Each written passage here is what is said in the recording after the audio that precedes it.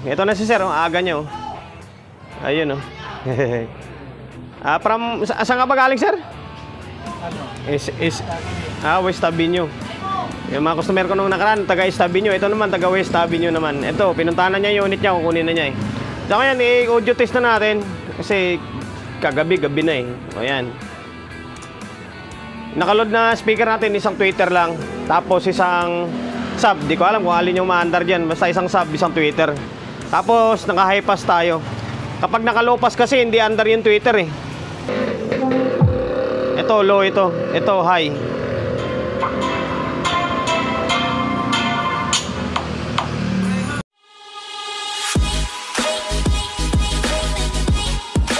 Welcome to my vlog.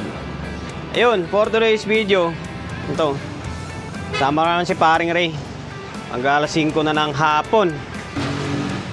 LX20 na naman, Ace na LX20. Ayaw ko na sanang gumawa ng itong content tungkol sa Ace. Kasi sabihin na naman ng iba, puro Ace na lang yung ginagawa ko. Naumay na yung tao or naumay na yung mga viewer ko tungkol dito sa Ace na ginagawa ko eh. Kaso, no choice tayo. Ang gusto kasi nila mangyari, siyempre makikita nila yung unit nila na kung paano natin siya ginawa. Kaya wala tayong choice kundi gawa ng video. At siyempre, magkakaroon tayo ng content din pang araw-araw. Yan lang. Tingnan nyo, bagong-bago pa siya oh. Sa totoo lang guys, walang sira ito ah. Walang sira ito. Bago ito, ilang buwan pa lang nagawa na bili ni sir to eh. Ang gusto niya lang mangyari is, sabi ko, okay naman sir eh, kasi parang nahinaan daw siya. Kaya dinala dito, pinapasit up. Kasi dalawang unit dinala dito sa akin eh. Itong isang old school oh. Yan. Shout out sa iyo sir. Ang may-ari nito, taga SM North pa eh. Hindi ko alam kung saan banda sa SM North. Basta bandang SM North siya. Gumawa pa dito sa my shop natin para nagpagawa lang. And then, salamat sa pa-t-shirt. May libreng t-shirt pa eh. Pamasko daw. Ayun, bali gagawin na natin yung unit niya. Kasi nga, bago ito ha. Paulit-ulit na tayo. Bago. Pero sabi niya, gawin ko na lang daw. Katulad sa ibang ginagawa ko. Para mas tumibay na daw. Kasi uwi na ng probinsya to eh. Nakalimutan ko lang kung saang probinsya. Masbate ba or Leyte. Hindi ko na matandaan. Or Bicol. Basta mga ganun. So ngayon, dahil lagi ko naman itong ginagawa sa pagbablog ko, eh, baklasin na natin to. Walang review na to, diretsong gawaan na. Baklasin ko lang itong takip and then para makita natin yung laman loob niya. Ito, virgin na virgin pa siya oh. Ako palang wawasak ng warranty sale nito. Hindi pa nakakuha no. Ayan guys, ito, buksan ko na yung or natanggal ko na yung takip. Ito yung laman loob niya. Kitang-kita nyo, di ba? Wala man lang kalikabok pa siya, oh. Oh, ang linis pa niya kasi nga bagong-bago ito. Kaso pinagawa kagad sa atin. Sabi ko nga sa kay sir eh na wala namang problema to eh. Kaso eh ayun yung utos sa atin eh. Wala tayong magawa kundi gawin. Ayan, ang usapan namin dito katulad sa mga ibang ginagawa ko. Lalagyan ng fuse. Yan, lalagyan ng fuse. Dagdagan ng transistor. And then, ayan, ipipix bias natin. Fix bias na yan, papalitan na ng kanyan. Papalitan na ng isang resistor lang. Para medyo tumibay-tibay siya. Ayun lang. So ngayon guys, ito. Kutay-kutay na yung wire oh. Tayo nito, hindi natin maibalik to. Ito yung power supply. Yan nyo, walang kadumi-dumi oh. Yan, ang gagawin natin dyan, magpuputol tayo rito. Puputol tayo dito sa may kabila. Yan, tapos maglagay tayo ng fuse holder or fuse box. Tapos ito naman yung isang board. Napakalinis, napakabago. Walang bahid mancha pa oh. Ngayon pa lang magkakamansya to dahil sa gagawin ko. Ito, to auto. Tingnan natin ha, baka may kaiba na naman. Ito 1 auto rin yung ginamit dito. 1 auto or 201. 201. Baliktad pala ako. Sorry, yan ganyan. 201. 200 ohms. Ito 202. Yan. Ito yung kabilang channel. Tapos, ito naman yung kabilang channel. Basta, napakalinis pa niya. Sabi ko sa inyo wala kabahid-bahid mancha. Pero, pinapagawa na sa atin. Advanced thinking lang yung may-ari. Kasi, sabi nga tayo, tama naman siya kasi uwi nga niya ng probinsya to kaysa ibalik pa niya ulit dito sa Maynila. Ngayon, stay tuned lang kayo. Yung gagawin ko na yung operasyon na gagawin ko rito. Lagay tayo ng fuse. Ayan, pupipix bias tayo and then mag-add ng transistor. Sana may natira pa akong transistor. Naglagay na ako ng fuse dito. Ayan. Yan na siya. Ayan, ginawa ko diskarte. Yung diode na lang yung ibabalik ko. Tapos, dito naman, naka-fix bias na ito. Ayan, ito. Saka, ito. Yung value sa may board nakalagay is parang 801 yung value sa may board, pero yung ginamit na trimmer is 201. Ito 2K to 2K. Ito 201 no. Tensya na kayo sa kamay natin nagkakuan yung ingron ko. Ano, 201. Pero sa my board is 801 yung ginamit. Ayan. Ayan, pinalitan na natin ng isang resistor na lang. Same din sa may kabilang channel.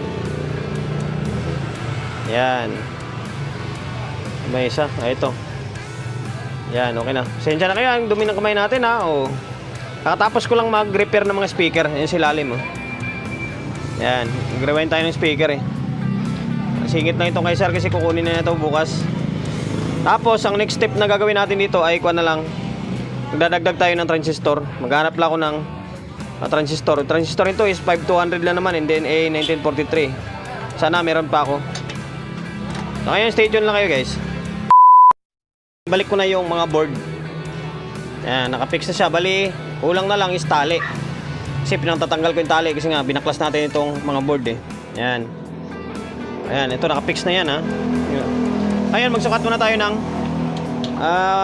biasing. Ayan, nakauna. Ayan. Tika lang pasensya na kayo Tika lang. Tayo pwede makisuyo kay pare, busy rin siya mag-alas 9 no. Inaabol pa rin namin yung mga gawain. Magampanan lang yung trabaho natin. Ayan, 0.25. Kabila 0.25. Paras lang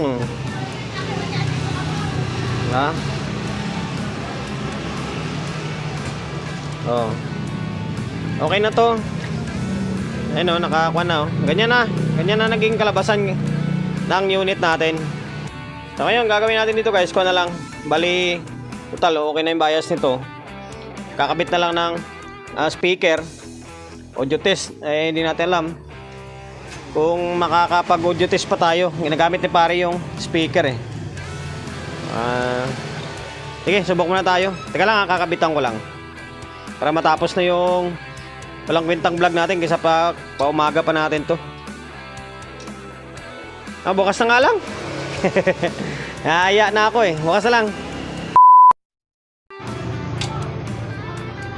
So ngayon day 2 kasi sabi ko kagabi na alas 9 na alas 9 na kami na paring Ray na natapos, kaya nahiya na ako mag-testing kasi alas 9 na nakakaya naman magingay. Ito na si sir, aga niya ayun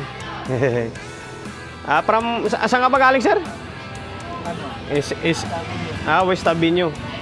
Yung mga customer ko nung nakaraan taga East Avenue, ito naman taga West Avenue naman. Ito, pinuntahan na niya yung unit niya, kukunin na niya So ngayon, audio test na natin kasi gabi na Ayan. Nakaload na speaker natin, isang tweeter lang. Tapos isang sub, di ko alam kung alin yung maandar dyan. Basta isang sub, isang tweeter. Tapos naka-high pass tayo. Kapag naka-low pass kasi hindi under yung tweeter Ngayon, nakarekta tayo. Laptop, walang processor. Ano? Ito low, ito high.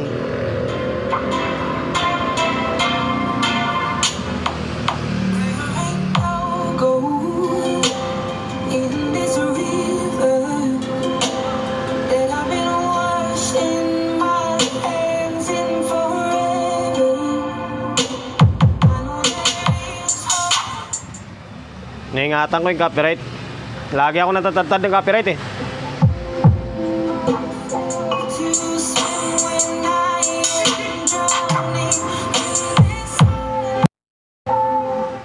Ayun guys, narinig nyo yung kina.